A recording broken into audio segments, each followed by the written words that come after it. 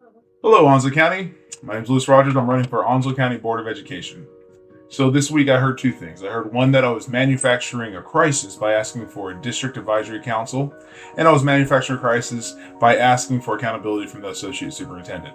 I can make this one piece really quick. The associate superintendent is also our CFO. All I'm asking for is if the CFO is the associate superintendent, who holds the CFO accountable? That's it. What the role is of the associate superintendent. That's it. Now, I've heard so much controversy over that question. However, if you disagree with me, it's just a disagreement.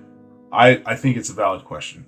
Now, on as far as the district advisory council goes, look, everything that I've heard, I've heard people that advocate for the district right now say that I'm just making all this stuff up. We already have all these things I'm asking for. March 6th, we're going to find out. On March 6th, we have a special called board meeting at 3 o'clock at 261 Northwest Corridor Boulevard in Jacksonville. At that meeting, you're either going to hear me change what I'm saying now, or you're going to hear me say exactly what I'm saying now. You guys can be the judge. I'm making this video to show you, or at least tell you what I'll be advocating for. Even though I posted it before, you've seen it in the meetings, I'll post it again. I'm going to be advocating for community counselors.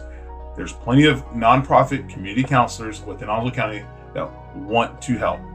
We put all this pressure on our EC teachers. We put them on our regular teachers, even our principals, to manage these behaviors, which it is part of the job. But there's also a demographic of counselors that want to help, and they deserve a seat at the table at the district level to collaborate. So you'll hear me advocate for that. After school programs, I'll also be advocating for that as well.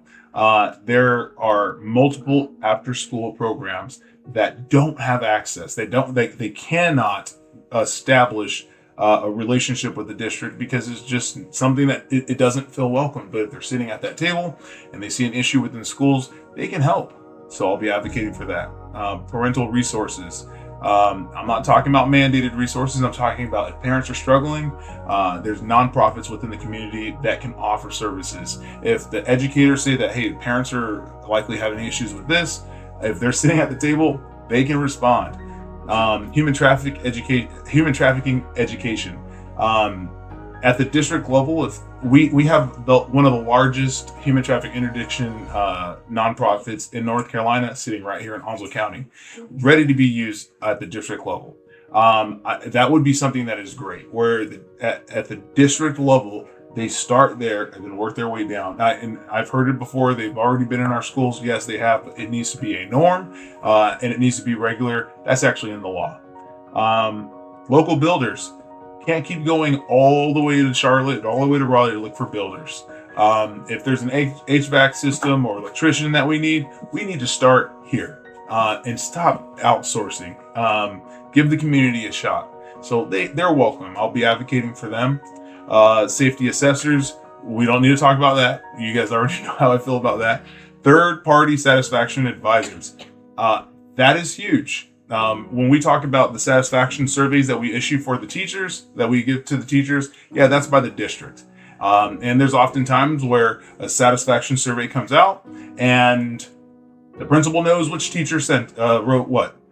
That's not okay. We need third-party advisors to issue those, and they're welcome at the table as well. And many of them are nonprofit.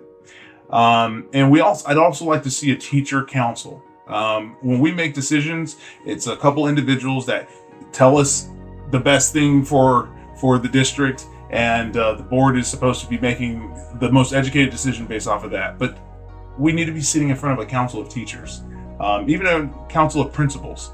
I would advocate for that as well. Don't know if we're going to get into that, but you're hearing it now, so you're going to hear me talk about it then.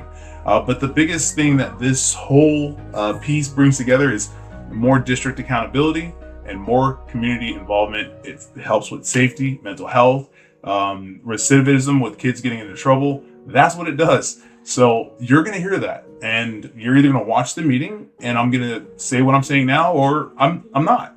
But at the end of the day, this is what you're going to hear me advocate for, and I'd like to see you there. Again, it's going to be on March 6th at 3 p.m.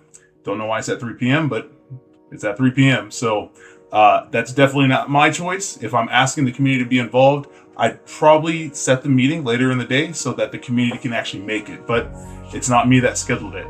It'll be March 6th at 3 p.m. at 261 Northwest Corridor Boulevard in Jacksonville. So you can either watch it live on our Facebook page, or not our, but the school district's Facebook page, or you can show up in person. I'd like to see you guys there. So anyways, that's going to be it for me, Onslow County. Let me know your thoughts, and I'd like to see you there.